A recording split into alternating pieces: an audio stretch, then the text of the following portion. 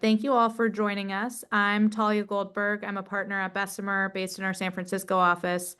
I lead many of our AI investments across stages. For those I haven't yet met, thank you so much for joining us. Bessemer, we're a large global venture firm. We partner with entrepreneurs from the very earliest days, a person and an idea on a napkin, all the way up through every stage of growth and beyond.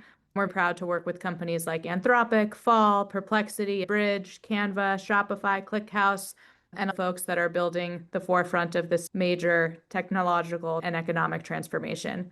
I also have my colleague Bhavik on with me, who's an ML engineer by training and also works with me to lead our AI investing. We started this series to help share best practices, tips, and tricks amongst practitioners, amongst heads of engineering, heads of R&D, founders on how to maximize what's happening in this AI landscape. And one of the areas that has been just totally mind-blowing and probably the number one most requested topic continues to be code. There's a lot of talk that the era of humans writing code is over, that the role of the software engineer has changed forever. I think that's quite clear now. Over the past 6 months, far beyond just auto-completing snippets of code, we're seeing coding agents generate entire applications, debug in real time, explain, create super complex software architectures. And in this landscape, the role of developers, the role of teams, and how teams collaborate and operate is evolving as we go to orchestrate these very intelligent systems. At the forefront of this transformation is OpenAI and Codex. I'm super excited to have Roman with us today to share some of the best practices, learnings, and help us make sense of how companies can take advantage of these tools in production at scale and get the most out of it. Thanks so much for joining us. Thank you so much for having me. It's a pleasure. Awesome. Roman, would you give us a very quick intro on yourself in particular? And by the way, I had the opportunity to first meet Roman at an investor day at OpenAI and was just totally blown away when he started to go really deep into Codex and what was happening, what's coming ahead and the forefront, and much more exciting than some of the flashy demos that you see. It was very substantial, and I'm so excited that you're able to join us today. Would love to get a little bit on your background and then maybe a little bit on the genesis of Codex at OpenAI. Then we'll take it from there. We'll make sure to dive into demos, tips and tricks, how OpenAI uses Codex, and of course, answer questions. So if you have questions in the audience, feel free to just put them in the Q&A box and we'll save time at the end for that too. Amazing. Yeah, happy to dive in. I lead developer experience at OpenAI. So what that means is thinking about how do we make developers and founders very successful with our platform. And of course, that ranges from the core AI models, the multimodality and all of that. But lately, it's also been how do you supercharge your engineering team and your technical teams to build faster and get to PMF faster. But before OpenAI, I actually spent most of my career in developer tools and developer platforms. I was a founder way back when too, back when the Paris tech scene was not quite what it is today, building an OS for the cloud. And then I spent time at Twitter and then at Stripe for 5 years thinking about API design, developer tools, SDK, and what makes a great developer experience to make people successful. So yeah, very happy to chat today about all things coding because that's really changing the actual developer experience. Absolutely. Thanks so much for joining us. Let's kick it off. I'd love to hear a little bit from you, just how you think about the landscape and very briefly, what's happened over the past 6 months, what we should look ahead at over the next 6 months, and how you see Codex fitting into this ecosystem and the coding stack. Yeah, what's happening now is quite mind-blowing to me, right? Because when you rewind even just 4 or 5 years when OpenAI first introduced the word Codex, the idea was to have an LLM that was able to output code. It was I think 2021. And of course, at the time, it felt quite magical to output a function or a file, but we've moved far beyond that now. And I think the inflection point was really I would say in the summer of last year when the models around the launch of GPT-5 became so good, especially at this agentic behavior, not only the ability for the model to reason, but also the ability to code tools. I think that's where we saw a huge change in what would that mean for coding capabilities. And so we like to think about Codex now as a teammate. It's this entity that you can offload work to. As a software engineer, for instance, when you work, there's obviously writing code, but writing code is the obvious, but maybe the smallest part of the job, actually, because there's also everything that goes around it, deciding what to build, architecture, code review from your teammates' pull requests, and like bug fixes, and then of course the entire life cycle of a product that's like operating in production at scale. All of that now you start having Codex as the teammate that can take on all of the tasks for you throughout that life cycle. Codex today operates like in multiple surfaces. You can have it in your terminal, like a CLI. You can have it inside your code editor, with a VS Code, Cursor, Windsurf kind of extension.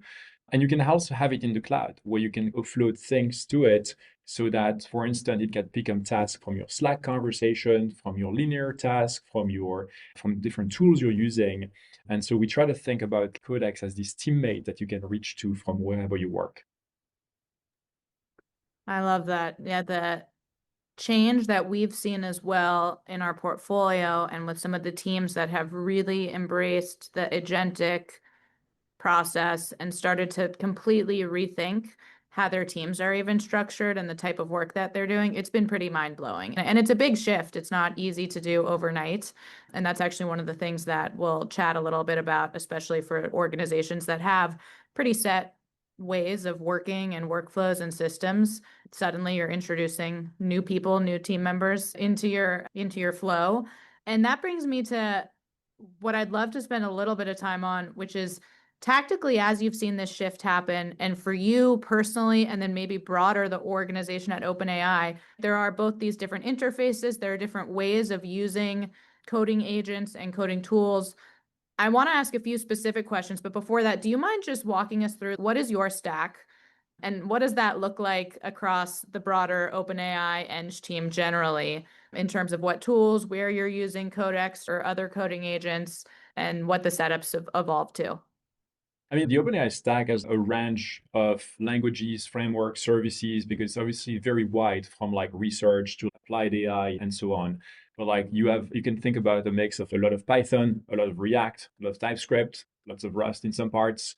And we basically use Codex everywhere we work now. Like back around like the summer of last year, you could imagine about like half of the company kind of using Codex to build, whether it was in research or engineering. Now we're at virtually like 95+%. Virtually everyone, all developers at the company are using Codex. And 100% of the pull requests submitted by engineers and researchers at the company are also reviewed by Codex. So at this point, the adoption for us has been massive. And like we can see it even at the pace that we are able to ship new features and even ship new products. For instance, like the Sora app for Android, that was like just 4 engineers able to build it from scratch in 18 days, simply because most of it was just written by Codex. And that's like a net new stack. But one of the things we try to do, for instance, is like because we have this very large monorepo that has multiple services and multiple substacks like inside, we try to make use of like AgentsMD quite a bit. It's like AgentsMD is this format that we came up with and kind of gifted to the Agentic AI Foundation so that you can describe what are your practices, what are your tastes, what kind of libraries do you use, and that can inform and steer the coding agent to kind of behave exactly as you wish for your particular team and how you operate. But one thing to call out too that I find very interesting at this moment is that obviously Codex is great at writing code. And as we mentioned, like the entire like software lifecycle for engineers.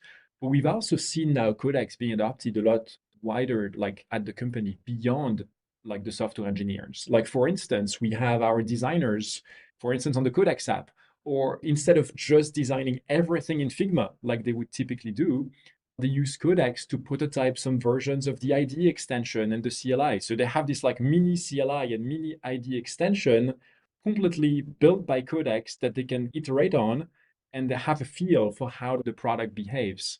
I mentioned mobile engineers as well, but like researchers now are using Codex in key parts of their training runs, whether it's to like fix bugs in the when you babysit like a run, or whether it's to rethink some configuration like for the clusters, things like that. So it's pretty mind-blowing to see now that how every technical team is basically supercharged by Codex. That's awesome. That's really exciting that there's such a breadth of use cases for Codex and these code language agents. Yeah. You mentioned the agents.md file as one of the starting places for teams implementing these code agents. Can you help walk us through if you were a team starting 0 to 1, you had an existing code base and you needed to draft an agents.md, what would you include and where would you start? Yeah, I would even think about it. What would you teach like new hires effectively? And think about it the same way.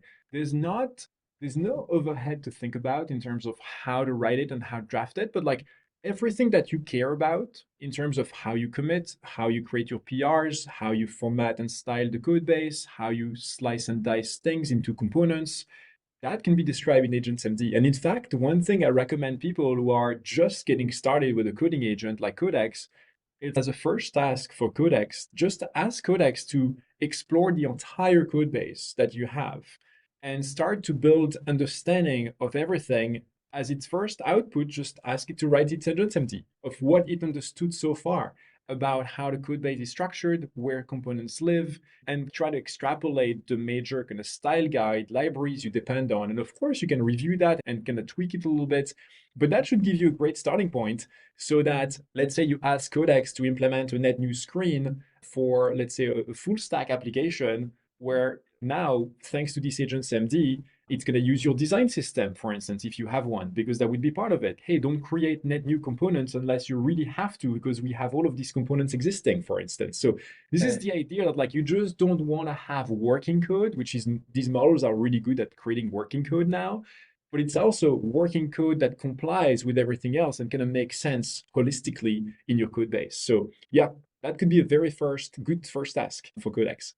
That's super helpful. And at OpenAI, does every engineer have their own agents.md? Does every team have their own agents.md? Where does it? It's not, yeah. I think it's more like per services or team or products, if you will. Last time I checked, we were approaching 100 agents MD file in our kind of monorepo, given like everything living into it, like from mobile applications to backend APIs and things like this. Of course, like you think and you write software differently. But yeah, it's more like per product or service, I'd say. That's helpful. As you think about these different interfaces that you can interact with Codex and the different areas that it has access to, whether it's in the IDE, whether it's in the cloud or the CLI, can you walk through like the orchestration layer for you? Like, how do you handle different parallel sub-agents? Like, when do you decide to use the cloud versus the CLI? Walk us through just some of those decisions and best practices. Yeah, I think there are things that shine, like depending on the task you're trying to accomplish. And it's also bound to like some preference for the engineer, right? One thing, for instance, is before you imagine you're writing a new feature and you're deciding to use, let's say, the Codex ID extension. So you're going to be in the flow and you build your feature. You could just submit that PR and get Codex to review it, or and then your teammates to review it. But one thing I quite like to do is we have this review command that you can actually operate locally first. So you can have like your teammate operating a first code review for Hmm. you. So that's a compelling thing to do. But when you roughly know what you're trying to accomplish, you're kind of either in the flow, let's say it's visual, let's say you're working on something very front-endy, it's quite nice to have the ID extension and then kind of see the result as you go.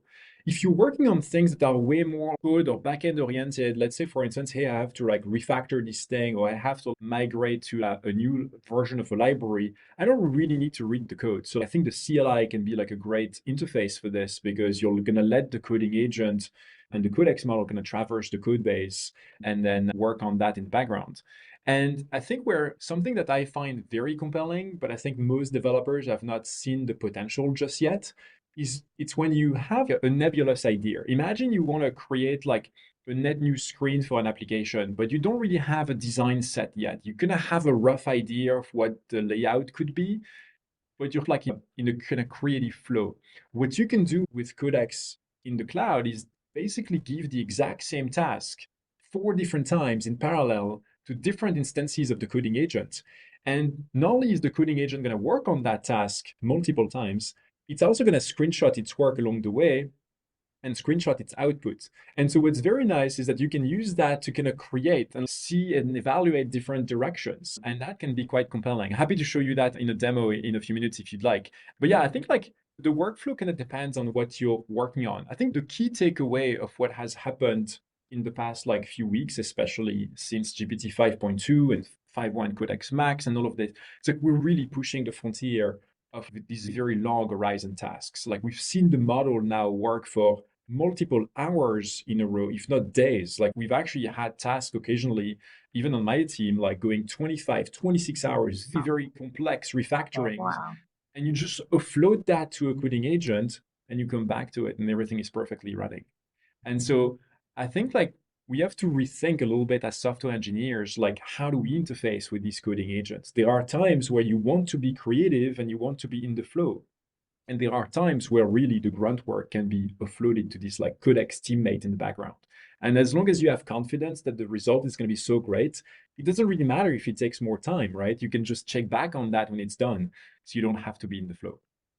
That's interesting. That is a question of how do you actually, if you have the confidence that at the end the output is going to be great, let it do its thing. How do you verify that the generated code actually works before calling it done? Do you have a system or these different validation loops to help iterate and test that and automate some of that process?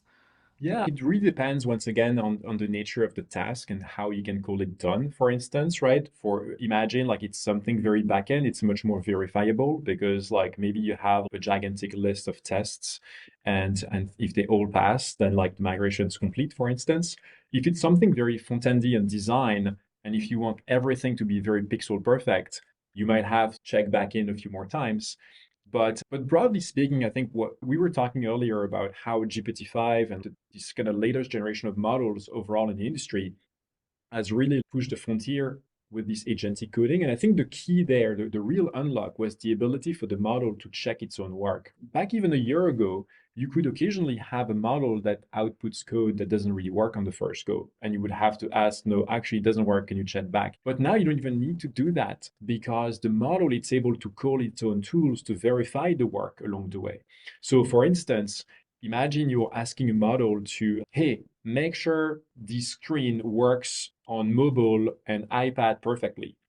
What is the model going to do? If it has access to, let's say, a Chrome DevTools MCP or Playwright, it can actually spin up a browser, open the page on the dimension of a phone or a tablet, and then take a screenshot of this work, compare, and like with vision analysis of that code, like of that like design, make sure that the layout's correct. If it's not, can go back to edit the code, take another screenshot, and so on. This ability to have this loop to pull tools on demand that are the most relevant to check the quality of the work, that has been the huge unlock for these models.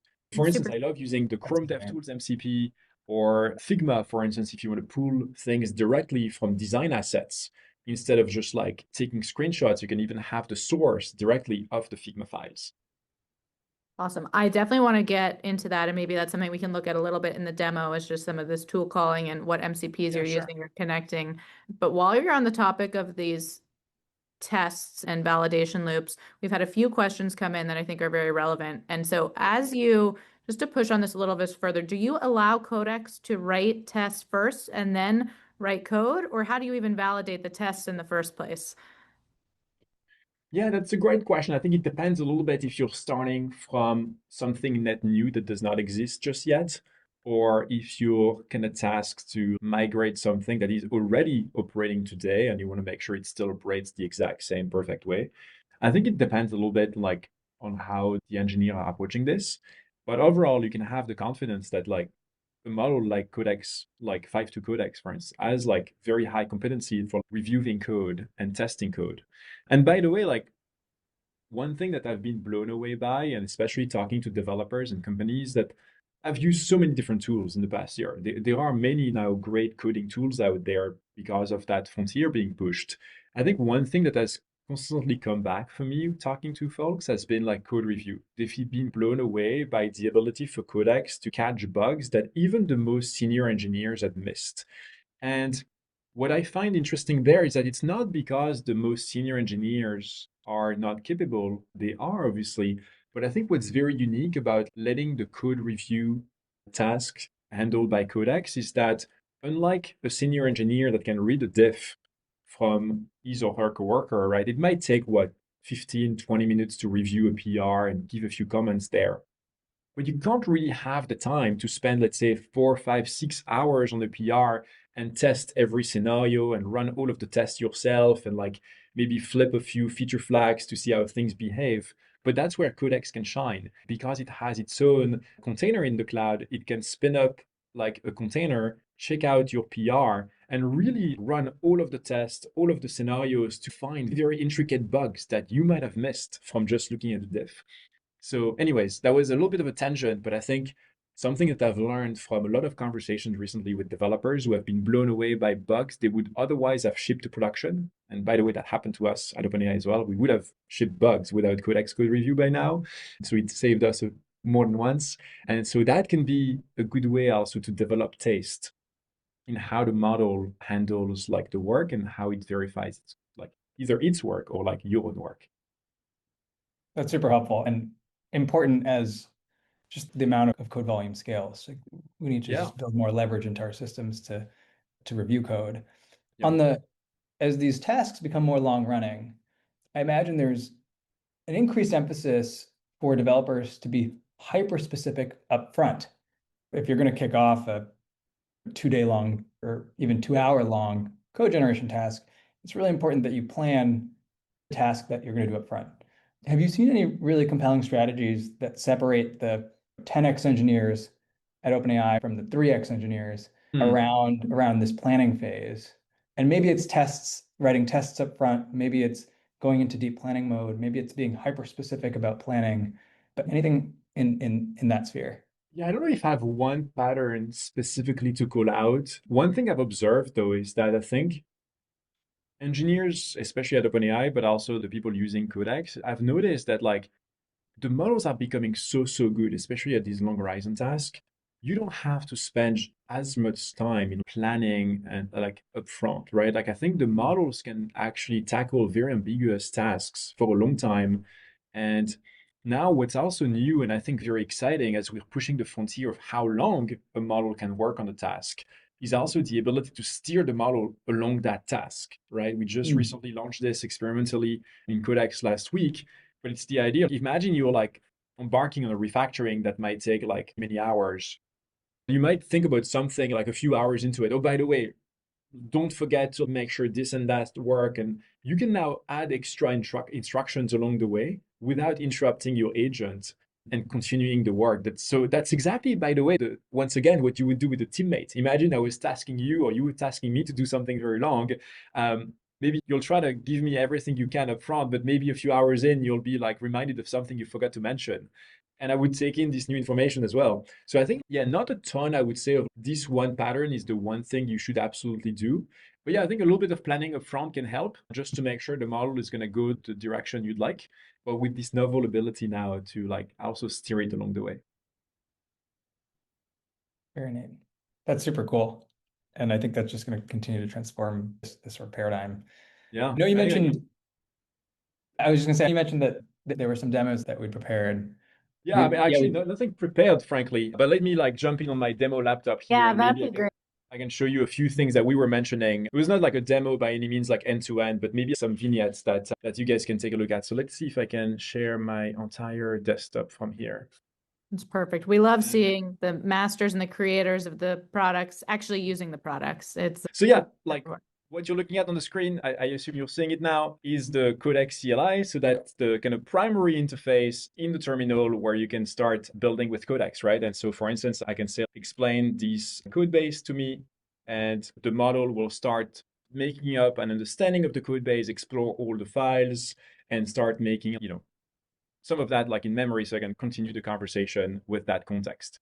But a couple of things I wanted to show you. So first, I think we touched on code review. I wanted to show you one thing right here, for instance. So if you take a look at this GPT OSS repo, it's our kind of series of open models on GitHub. And when we have Codex turned on, what's interesting is if there's nothing specific to call out, this is what you're going to see. A little thumbs up emoji from Codex and nothing specific. So this PR was actually merged. But now, if there is something that I made here, this PR, for instance, that was open, I tackled two things on the PR, and then code review could come in. And here you can see, okay, I noticed like a P1 issue over here. Well, you might not have considered that use case. And like, even that alone is pretty clever. The model had to figure out that like the way the streaming is going to work, depending on like the syntax it's in, it's going to be different. And then of course, if you see Codex figure out something like this, I can just, hey, at Codex, can you please fix this for me then? And then sure enough, Codex could take on the next step to fix these things. So that's one way you can kind of start building an understanding of Codex and the capabilities of the model through code review. One thing we touched on also that I wanted to show you is like connecting to tools. So I was chatting with the team at Figma a few weeks ago as we were kind of working on how do we make Codex and Figma work better together through the combination of like skills, but also the MCP server that they built. And as an example, this was one design that Ricardo from the Figma team came up with for a net new app. And here on the right side, you can see as I select components, there are ways that like Figma showcases here the kind of URL of that specific components that I can take. So if I were to go to VS Code now, so we had this like basic app being built, but then I wanted to integrate this entire new screen that he shared. And obviously that took a few minutes to run, so I'm not gonna do it live, but I saved like the run here. What is very interesting is like I simply asked to implement the home screen, right, of this Figma design, and I typed the URL of the specific ID of the node. Then when you look at the chain of thought, like what did the model here actually do? It went through fetching the whole design context from Figma, including like all of the libraries and the components in React that it's using, all of the properties and the variables. And then on top of that, it also called out a screenshot. So here we have the screenshot of what we saw on the Figma file. And what's interesting is like the Figma screenshot will be critical then to verify the quality of the work. So it has all of the context of the variables and the code to implement with our design system and everything, and then the screenshot. And then sure enough, after exploring like 27 files, made a lot of changes. And then if I go back to Atlas here on the next tab, this is what it came up with. So it was able to integrate the entire design by pulling exactly the things from Figma. And then from here, you can actually continue. Like for instance, I could say change the heading of today's progress with the date of today. Hey, make the subheading more motivational, add a few animation, things like that. And now that we have this basis of a project, I can keep iterating on it. But I think this is key to understand that not only do the models have like amazing intelligence now at like, traversing a code base, writing great code, deploying the code, etc. They also have this ability to call to tools and check their own work, which I think makes them even more magical than they were just a few months ago.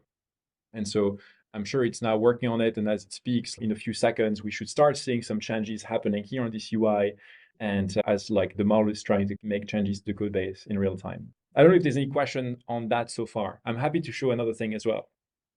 For more complex browser interactions, things like a drag and drop or a Yep. toggle, is there a way for the agent to test its own work, maybe by connecting to Chrome or? Yeah, so you do have like things like the Chrome DevTools MCP. So the Chrome DevTools MCP can be outstanding for things like performance. I've used it a ton for that. For instance, imagine you're building a full stack app like this one, and you're like, you know what? I want to make sure it works great on mobile, but I also want to make sure there's no errors in the console. I want to make sure that we're optimizing like the caching of any asset so it loads faster, things like that. So that can be an amazing task for the Chrome DevTools because it's now going to have access not just to the backend logs as before, it's also going to have access to all of the front-end logs and what's happening. So that's a great tool. Now, if you want to test an entire workflow of like clicking through things, for instance, that could be a great task for a ChatGPT agent, right? Imagine your ChatGPT agent or Atlas kind of clicks the whole thing and makes sure that everything is actually working as you expected. That's pretty compelling too. Let's check back on that task and see if it's what it's doing. See, like it kind of made up a plan so far. It's working on this plan and we'll make some changes along the way. It's pretty cool to see that like I didn't really have to do anything specific or call out the files. This is a pretty large code base actually that we try to use because it has a long design system. But as you can see, it just changed the date.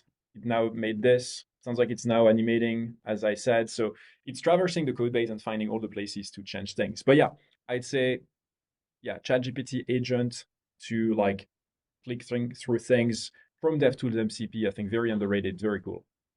Are there any On that notion other of MCPs that you think are particularly powerful that you've connected? Yeah, now we have this collection of MCPs and skills. So depending on where you're at in the journey, you can reach for what makes the most sense. We created, for instance, like a developers.openai.com MCP just a couple of weeks ago. And the great thing is now is as we get into this world where like most of the code is written by coding agents, I don't expect human engineers to spend a lot of time like digging into all of our docs step by step, right? I expect them to use Codex most of the time to build an AI application. So imagine we ship a new modality like this morning or tomorrow. If someone implements like a net new app for real-time voice with speech to speech or something with image gen next week, I want to make sure they use the latest and brightest in terms of the code snippets, the SDKs, the models they reach for. They can just tap onto these developers.openai.com MCP. I think like tools like Linear, super compelling because imagine you have a backlog of things. Now there's not even any reason as an engineer to have a backlog. If you have a backlog, that kind of means like all of these ideas of features that you'd like to get to, but you have not been able to prioritize them just yet. Guess what? Now Codex and your coding teammates can just take the V0 of all of these tasks in your backlog and at least make the first rev and show you what it looks like and show you a visual and that PR. And if you're happy with it, you might be able to merge it. If not, you at least have a starting point to kind of think more about that idea of a feature you had. Contact 7, by the way, about docs is also a great MCP. If you like, they're like aggregating a lot of the docs from most of the popular like programming languages, frameworks, etc., so that the models are always up to speed in terms of like changes and not bound to like their training data. So yeah, these are a few of them that I use a lot. That's super helpful. Thank you. And maybe one last thing I could show you. Oh, sorry. This was like 2 minutes earlier for understanding this whole project. Let's see over here. Yeah, one thing I mentioned earlier was Codex Cloud and the ability to reach for Codex Cloud from different surfaces. So back at Dev Day, I showed this app, which was like a travel assistant. This was like the demo app we first built when we introduced the real-time API and the assistance API. So you're gonna have this like conversation with an AI agent, but you also have things happening on the right side of the screen, so it's more visual. And I didn't have everything implemented just yet. So I took a stab at having new things implemented by Codex, which is kind of cool. For instance, like right before we tuned in here, I noticed we had, let me see, we had one screen over here. Yeah, like a trip planner that I had not implemented yet. I was like, this component seems cool. We don't have that implemented yet. I could just like basically connect to this MCP and implement this component with Figma directly. So I didn't have to write any code to create this component. Now I have it there. All I have to do is take the second step, which is, okay, orchestrated based on the location I decide and so on. But even more interestingly is this idea of imagine my app here does not work well on mobile, actually. I had not made the effort of testing it on a smaller screen, and I did not reach for the Playwright or Chrome DevTools MCP manually just yet. But imagine someone notices on Slack over here that like, hey, I noticed it doesn't work well on mobile. And Dominic on my team also said, actually, it doesn't work in dark mode either. And I said, add Codex, can you please add that? Now it would pick up the task with the context from Slack, work on it for 3 minutes, implement the changes to make it work on mobile and dark mode, but even more interestingly, would also take the screenshots. And in this case, it actually bundled in one screenshot the app working on mobile and also the app working in dark mode. So you have a preview of the work and you're like, yeah, it looks awesome. I can just merge this work. And if you want to be even more creative, I wanted to show you this one that like I made on a whiteboard. Imagine you have this idea for a travel log, in this case, like a way to collect all of your stats from trips you've made and things like this. I didn't really know where to go with that screen. I didn't really have a designer to work with me. And I thought, what if I just draw a few things, have a vague idea on a whiteboard? And then I went on to ask Codex in the cloud, like by sending that from the ChatGPT app, can you just make it fun, make it interesting? These are just some ideas, but feel free to explore. And this is what the best of N looks like, the ability for the agent to tackle the task 4 times in parallel that I mentioned earlier.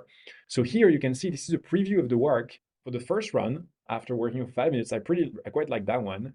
But if I want to click around, for instance, on version 2, this is a different layout, different like way to look at the data. Or if I want to jump on the last one, maybe this is yet another way, stories from the road. I think like maybe one or two are my favorites.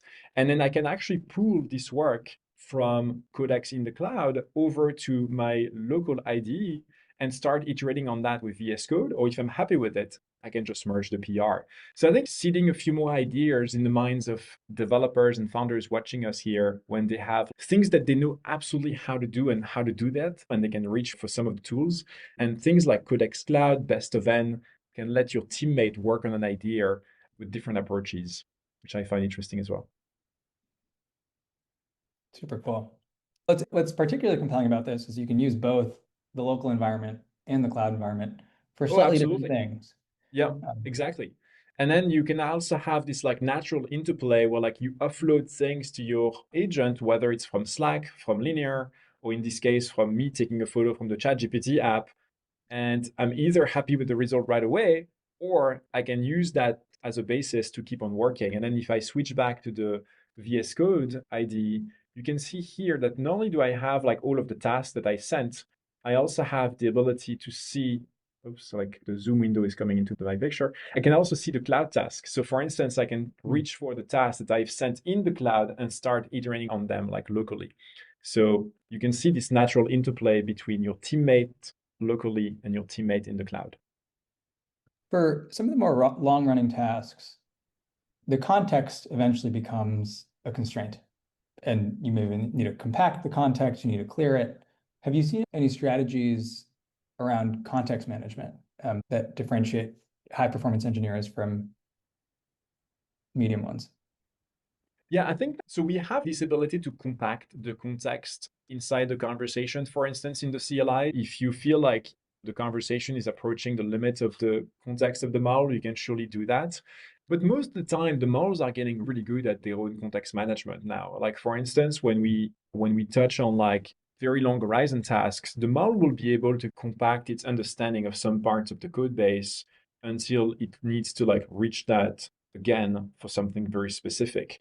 So yeah, I think the tip there would be if you're starting something like net new that does not need like the existing thread that you've had with the model so far, you might as well start a new thread altogether with a fresh context. If it does build up on top of the understanding of what you've had so far, it's great to continue, potentially compact or let the model let the model do it. And lastly, I think there are things that you can also capture sometimes. Imagine you have a very long conversation and you feel like maybe one day you'll work on something similar to that. You can capture some of these learnings into an MD file, for instance, and you want to reach back to again.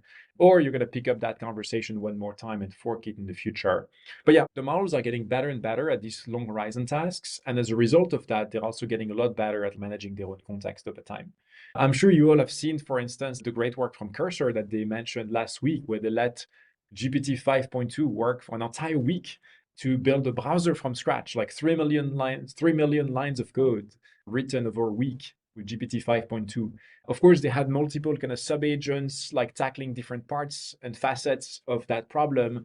But it's pretty wild that you can start from nothing and have coding agents build a browser from scratch, including the rendering engine in Rust and everything. That's just a glimpse into the future we're stepping into in terms of how big a task these agents will be able to tackle.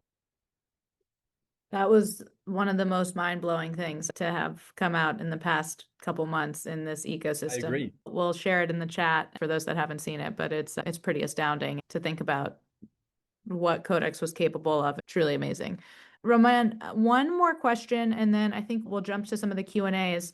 There's a number of teams that are working with large monolith code bases. If you're managing a huge monolith and you have a lot of context, Codex, as I understand, doesn't load the entire monolith. You have to curate some of the tasks. Any tips, best practices, strategies that teams in this situation should be thinking about? Yeah, it's kind of similar to what we're operating at OpenAI, to be honest. As I mentioned earlier, we also have a very large like mono repo with like multiple services and products in there. I think you can really think about the adoption of Codex like progressively, like team by team and how they want to approach it. I think one way that like I think the easiest way even to get started with Codex to build up an understanding is the code review piece. Like enable code review, and maybe you enable it for some of the services to start with or some of the products to start with and see what happens. And even better, not just like looking at the future PRs that your engineers are going to work on, but try to replay some of the PRs you've already merged. Is it the case that you might have missed some bugs that made it to production already?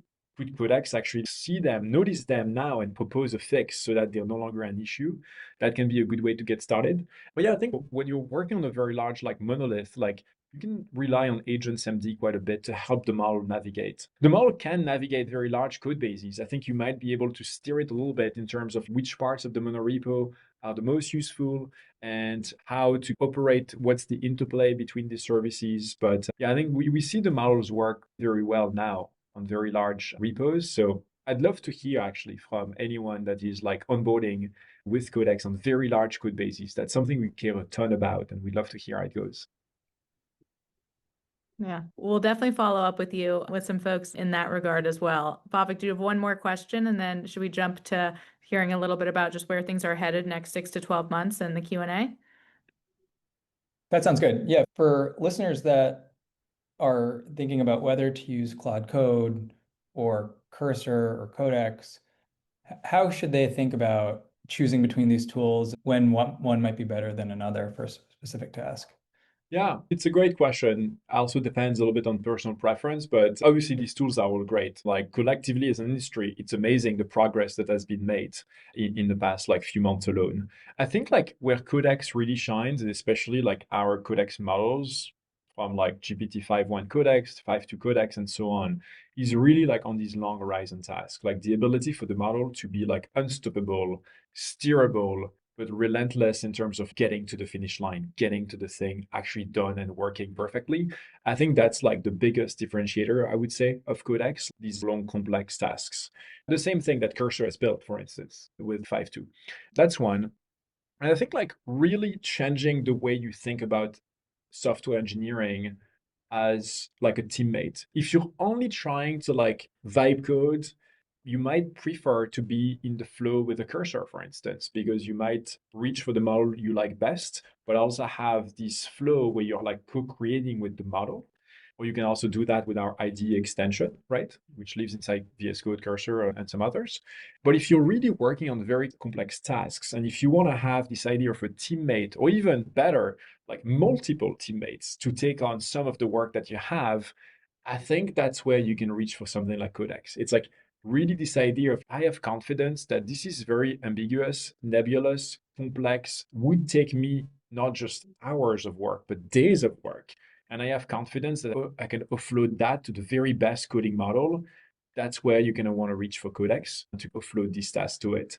But yeah, of course, like it's amazing that we have all of these tools now that kind of spike and shine like at different things. But that's personally what I use Codex for. If you're a founder or engineering leader listening to this and you're thinking about, gosh, like how is my team and the role of the software engineer going to change a lot over the next even just 6 to 12 months?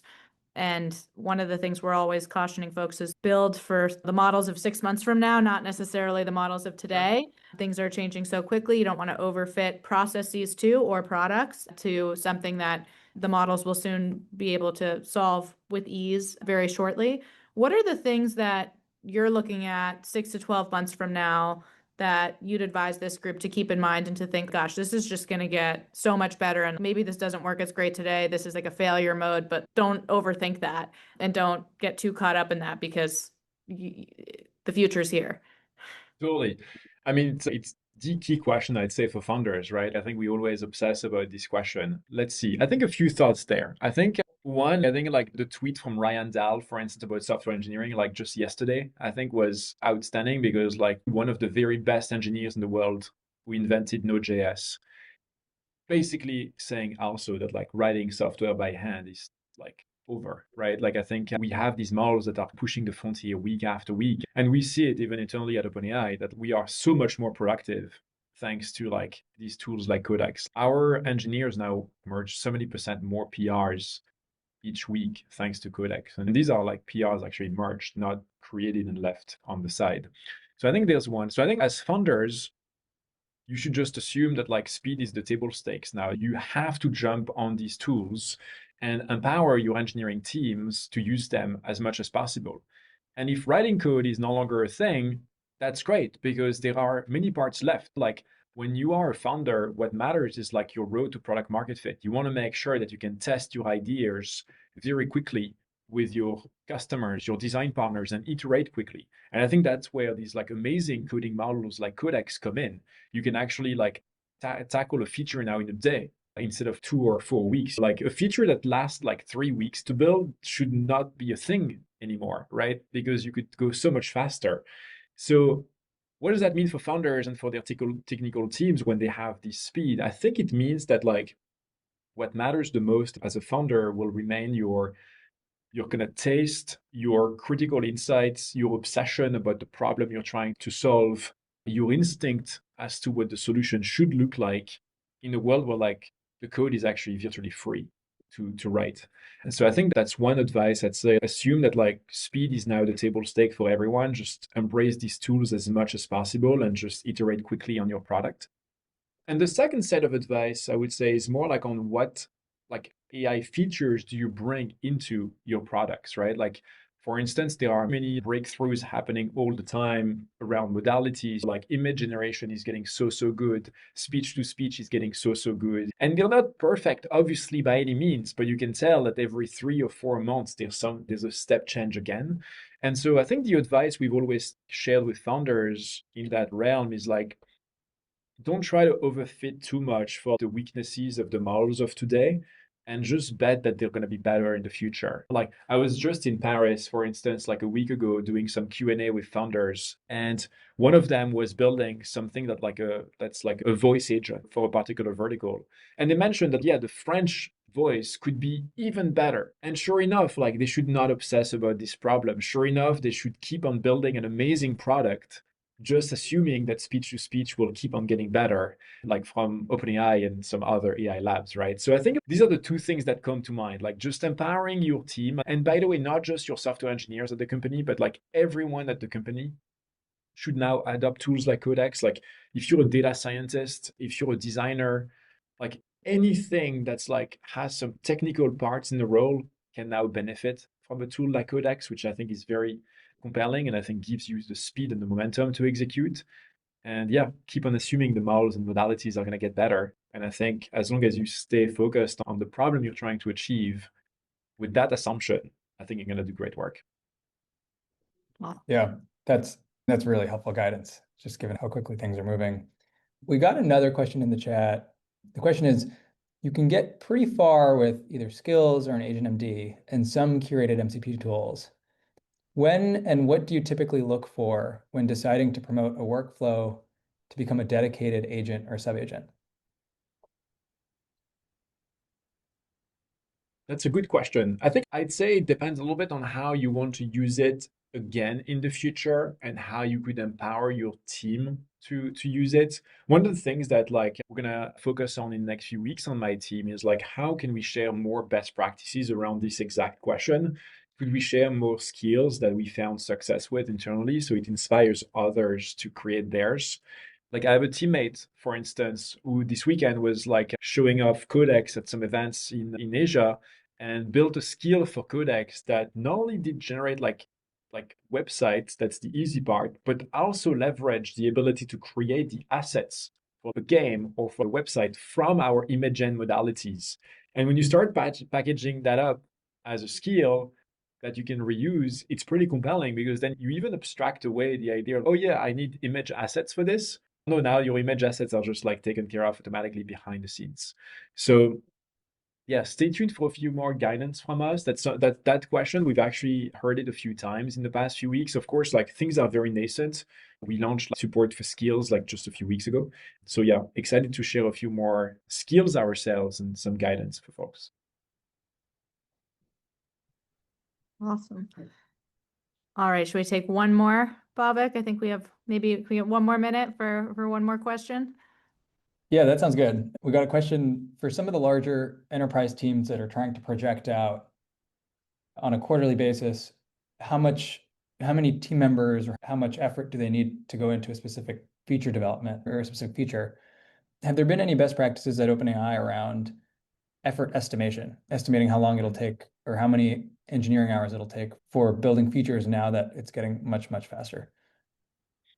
Yeah, it's a great question because it's not just even building features that's faster. It's even like everything else around the software development lifecycle that's going faster. For Right. instance, like in the enterprise segment, we worked with Cisco quite a lot at enterprise scale for them for code review, for refactoring, and they were able to cut like review time by 50% just by using Oh, Codex. So that also is shrinking in terms of time spent.